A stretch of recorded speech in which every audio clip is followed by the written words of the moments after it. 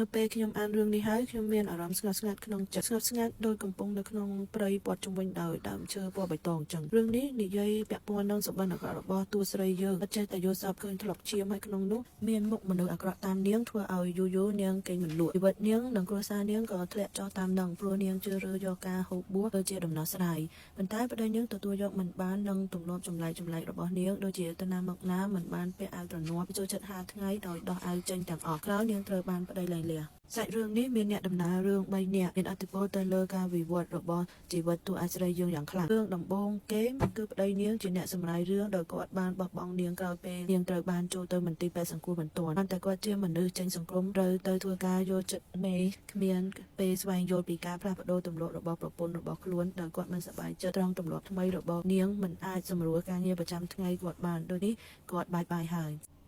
វគ្គទី2នៃសាច់រឿងគឺតួស្រីបានមកជួបនឹងបងថ្លៃរបស់ខ្លួនឯងគាត់គឺជាអ្នកថតវីដេអូដើម្បីយកទៅដាក់តាំងពិព័រណ៍គាត់បានសរសើរការយល់ឃើញនិងការវិវត្តរបស់តួឯកស្រីដោយគ្មានការរើសអើងទេ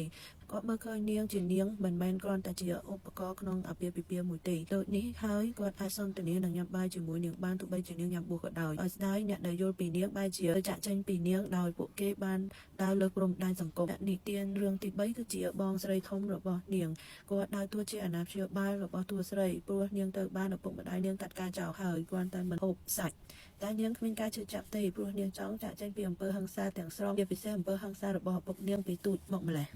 អ្វីដែលធ្វើឲ្យមិត្តអ្នកអានហួចចិត្តនោះគឺនៅក្នុងដែលប្តីរបស់នាងអង្គុយស្ងៀមពេលដែលឃើញប៉ារបស់នាងបានទះកាភ្លៀងនាងបង្ខំឲ្យនាងញ៉ាំសាច់ចំណុចមួយទៀតគឺនៅពេលបងស្រីនាងបានមើលឃើញទង្វើដែលពេទ្យនិងពេទ្យស្រីទាំងអស់ធ្វើទៅលើនាងនៅក្នុងមន្ទីរពេទ្យប្រស័យប្រសើរពួកគេបង្ខំឲ្យនាងញ៉ាំអាហារបាទនាងស្លាប់ប៉ុន្តែពេលនោះក្នុងចិត្តរបស់នាងគិតថាខ្លួនឯងគឺជាមនុស្សដើមឈើទៅហើយដែលត្រូវការតែពន្លឺថ្ងៃបាននៅមួយកន្លែងប៉ុណ្ណោះទោះស្គាល់ថាសុខភាពរបស់តួឯកស្រីយើងកំពុងចុះខ្សោយខ្លាំងប៉ុន្តែបើយើងមិនទាន់មានភាពជឿនលឿនដល់ថ្នាក់ជាបាលអ្នកជំងឺវគ្គធ្ងន់ដោយតួស្រីយ៉ាងហោចណាស់យើងត្រូវអត់ធ្មត់ប្រើពេលមកសិក្សាតាមយល់ពីទង្វើនិងពាក្យសម្ដីដែលចេញពីមាត់របស់នាងបើមិនបានយល់ 100% ក៏បានកត់ត្រានៅកាយវិការពាក្យសម្ដីដែលនាងចង់ឲ្យយើងដឹងដើម្បីរកដំណោះស្រាយមួយដែលផ្លន់និងយកចិត្តទុកដាក់បំផុតមិនមែនបង្ខំឲ្យនាងដល់ថ្នាក់នាងក្អួតឈាមចេញពីមាត់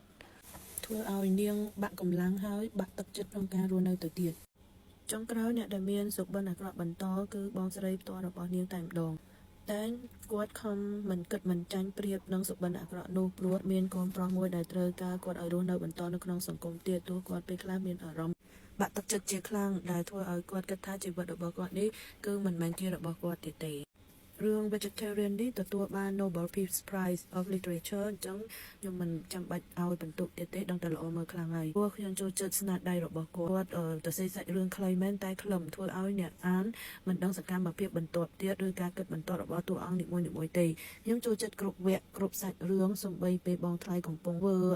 វីដេអូរបស់គាត់ជាមួយតួស្រីក៏ដោយពេលយើង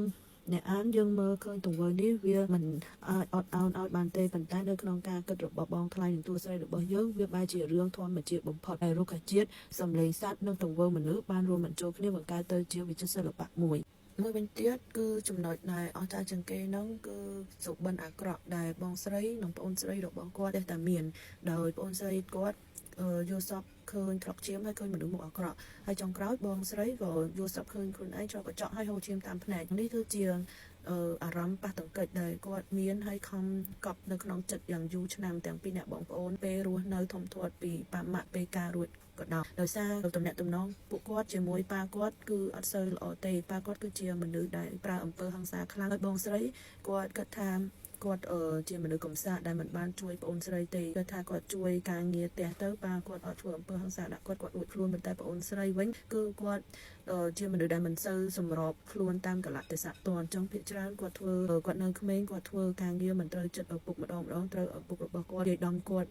ហិង្សានៅលើខ្លួនគាត់សឹងតែរាល់ថ្ងៃធ្វើឲ្យការឈឺខ្លួនហ្នឹងវាចូលដល់នៅផ្លូវចិត្តហ្នឹងគឺកប់ចោលយូរឆ្នាំពេកតម្រាំតែផុសដល់ពេលគាត់រៀបអាពាហ៍ពិពាហ៍ជាមួយមនុស្សអត់សូវយល់ចិត្តគាត់ទៀតចឹងធ្វើឲ្យកើតទៅជាសុបិនហើយធ្វើឲ្យប៉ះពាល់ដល់ការរស់នៅគាត់ជាទូទៅមកតើអ្នកទាំងអស់គ្នាបានអានរឿង Vegetarian នឹងនៅបើសិនជាបានអានហើយកុំភ្លេច comment មតិយោបល់របស់អ្នកទាំងអស់គ្នាផងអូខេបាយបាយ